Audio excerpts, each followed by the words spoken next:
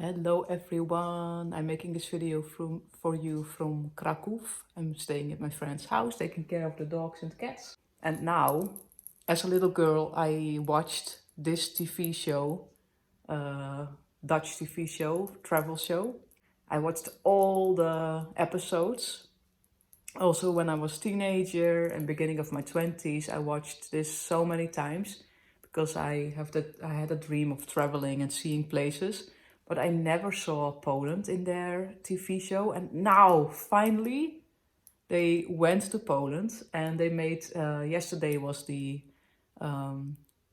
episode on the TV. Let's watch it together and I will react to it. I cannot show the moving images, but I will show, like, I will pause and I will react. So let's watch it together and let's see where they are going to, because it's really awesome that they finally go to Poland. Now I'm here and I fell in love with Poland. So let's see their experiences. Got my tea without spoon. I think one of you will be really proud of me now. Okay, let's go. It's called 3 op reis, by the way. So 3 on travel.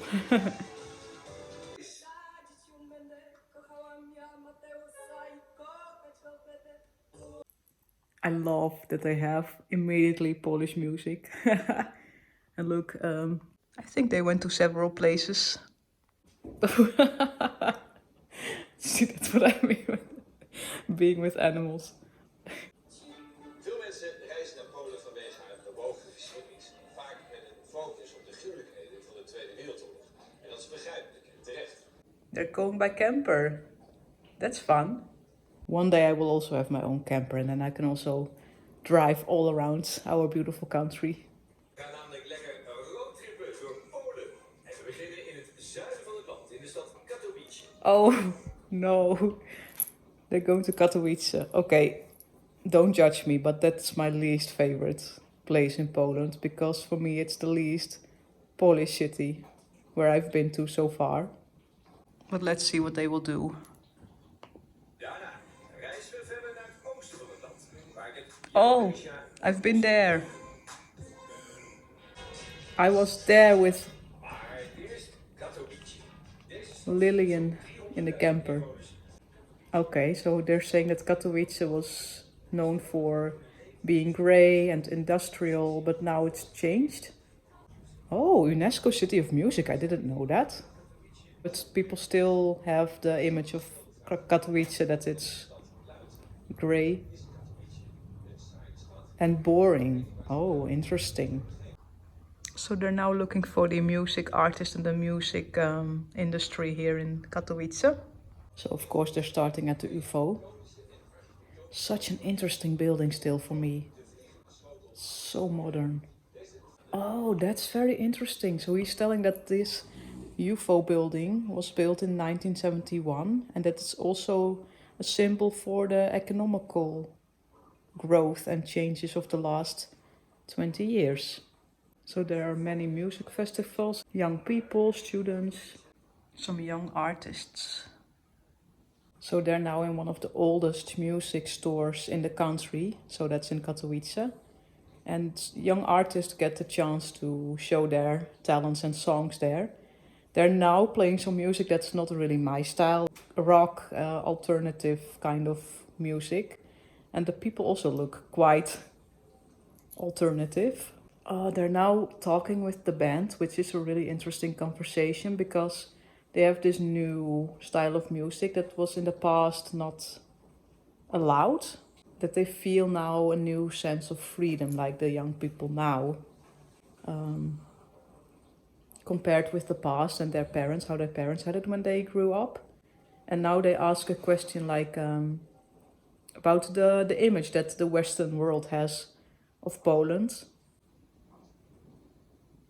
So they say, like, you can distinguish Western Europe and Eastern Europe, but they think that since the 90s that's like vanishing, that like East and West, like the line between it is now a little bit more gone.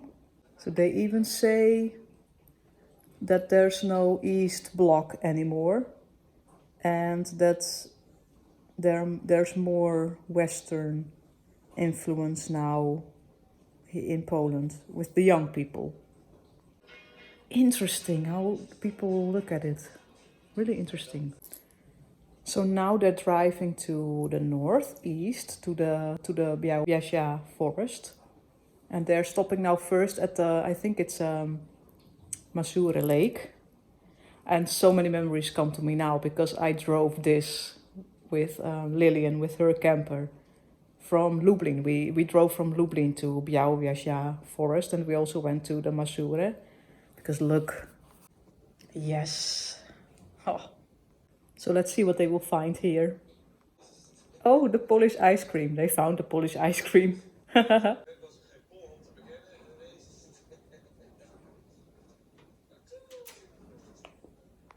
How Polish people love ice cream. That's I just didn't know that when I came to Poland, but it's so true. And also that Poland has many lakes, more than 1,000. Way more, I think, even. Now, personally, what they're showing right now, like those drone shots from the camper driving through the Polish landscapes, that makes me feel so happy. Like those Polish houses and the hills and the space and the freedom. I mean, look. That's so good. Oh, he's saying that they're at a fairy tale place because they made their way to a eco-friendly farm where you can also camp. Oh, that looks awesome. Look at the apples. So that's also one thing that I didn't know, is that Poland is such a great country for apples. And fruits in general, like fresh food, like really. This is really funny. He's so surprised by the taste of the tomatoes. Because in the Netherlands they don't taste like this here in Poland when you have the fresh ones. I love how he's smelling the foods and vegetables and fruits, and it's like delicious. So she's telling now, Eva, she's telling that more and more people are going back to this farm life and growing their own vegetables and fruits. And that there's now more time and space and freedom for it. Because in communism time it was not possible because it was really poor. But now a lot of things changed. So, and more are combining it with the tourism so that people can also stay with them. Like the slow travel kind of way. And at the same time, they have also jobs now for the local people that live in those villages because they can work on their farms as well. Oh, they're now talking about the alcohol because when people think about Poland, they think about beer and vodka. And now they're talking that on their farm they're making cider, for example, from all the apples they have.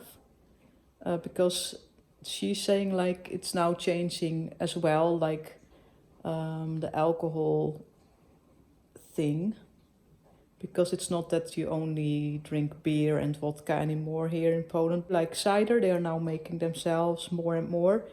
Polish wine is more coming. So she's saying that we now look at with a wider image and want to try more and different things. They're tasting it, look. So personally, I think it's good that the people get more open. At the same time, I think this is good if you combine it with keeping that level of faith and keep that level of importance of love and family and the role that kids and elderly play and the values of life. So if you combine those two things, like keeping the values, keeping the faith, and then combine it with the openness, I think that can keep Poland like really thriving. All that fresh food.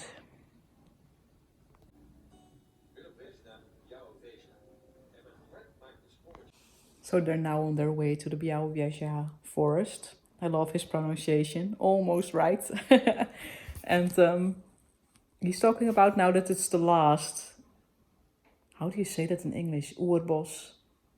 The last really old and wild forest in Europe. Oh yes, I was there with Lillian. Oh, that was such a great trip that Lily and I did. That we even went to that forest and we were all alone. Like there was no one.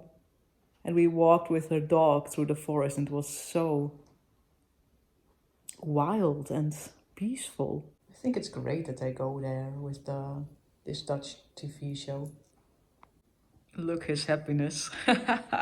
That's my face when I'm in Poland with the flag. Really fun to see their reactions. So this guy is really one of my favorites. One of my favorites from this TV show. He already did this when I was young. And he has a really happy and open and joyful way of presenting this TV show. And I really like his way of experiencing where the places that he's going to and sharing it with us, the people that watch. So he's saying, I came to a magical place. And that's the thing. Magical is maybe not the word that Polish people would use for places in Poland. But I think it's somehow how we feel it. And with we I mean maybe the people that grew up in countries like, for example, the Netherlands. Because it feels magical and we don't mean magic in the way that you maybe have the definition, but like in that it's so different than what we are used to, and that it's something that we don't experience in the country where we were born, maybe. I think that's maybe the definition of magical, like something other and something deeper and something different that gives that pure blissful feeling within us. I think that's the definition of magical that we mean, because I know for sure that he also means that when he is saying that he came to a magical place, and also the way in which I use the word magical maybe too often in some of your opinions. But now you know what I mean, what he means. So they're now telling that you need an official guide to look for the wild animals in the forest. And he's going with Łukasz. So in Dutch we call that Lucas, but Polish Łukasz. This trip they made in autumn, but you can see the Polish golden autumn because they're just walking in shorts and t-shirts, because Polish autumn is really nice and warm. Oh, that sun, wait. Look. So Lillian and I also had beautiful sunset at the Białowieża Forest. Lillian, if you're watching, do you remember? Look at his face again. I love it. So good. Whoa, I did not know that. That the bisons that lived there in that forest were like almost extinct. That there were only 5 left. And then a Polish scientist found a way to make sure that it would not extinct, and they used those 5 that were left to keep the bisons alive. That's amazing. Whoa. So they were almost not there anymore. So that was between the First and Second World War. Oh yeah, now they're talking about the wolves, because in the Netherlands they're also coming back. And since there's less space for people and wolves to live together in the Netherlands, it's a little bit of a political problem in the Netherlands now, what to do with them.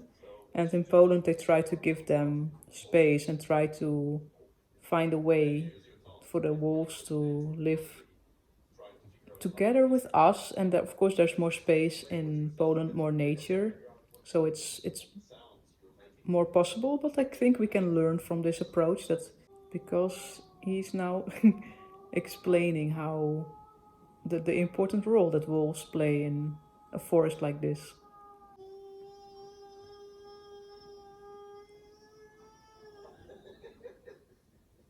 That way, the wolves are protecting the forest, the next generation. So generally, we take it forward for wolves. It's interesting because in our country at the moment there's a lot of politics about our wolf. We have wolf family as well in the Netherlands. Oh, so in Poland they were also almost all killed in communism time. There were only 70. But since the 90s they have a protected status. It's also very interesting that 50 years ago, for example, people lived there from the wood and the hunting. So hunting and the wood cutting. And now more and more tourism is also coming to places like this very old forest, and they're trying to implement the eco-tourism. So because the forest is protected, he's explaining how this old way of living is now trying to blend in with the new way of eco-tourism, for example. So he's saying they're looking at this area now with different eyes. Sometimes there's this problem with the old generation and the young generation and how they have different perspectives. He also understands why the older generation not just trusts these new ways of looking at things, because there are big changes, so it's quite intense. Oh, that's also interesting. He's also saying that he thinks that we have to be careful with how we implement the things here in this forest in Poland, because he has a feeling that a lot of people now are looking at Poland and what is happening here, and that we can be an example of how it can be in the rest of Europe. And oh, that's really interesting. And I think that's true because many people are looking at Poland right now.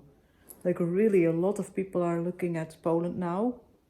Oh, this was already the end. Like 30 minutes went by so fast.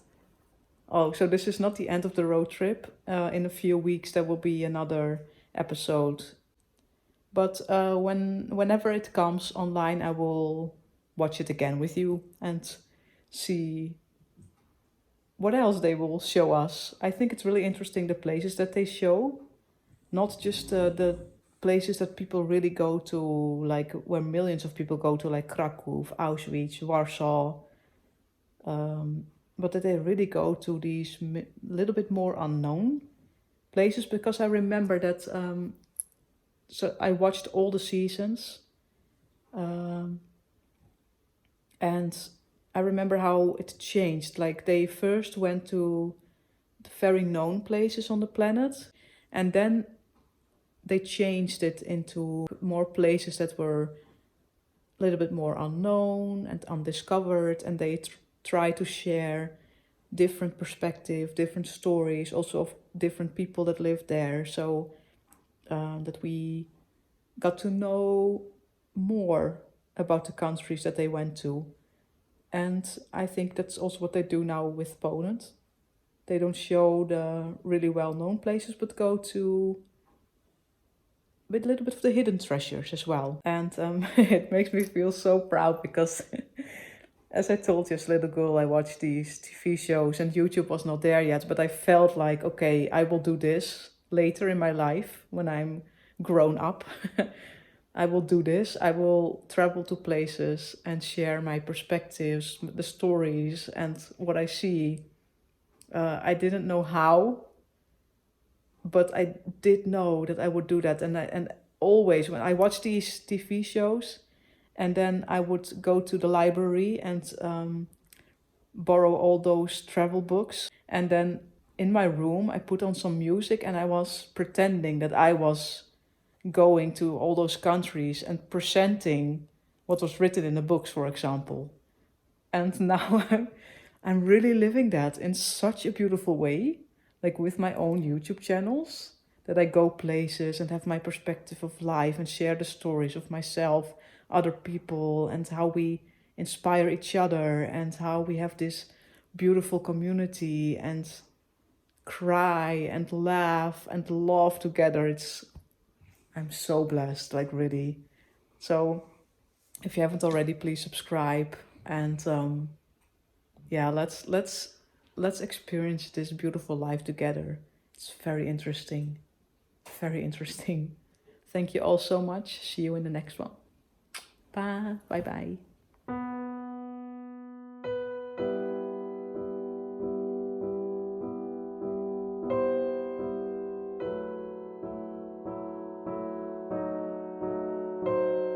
Look his happiness. That's my face when I'm in Poland with the flag.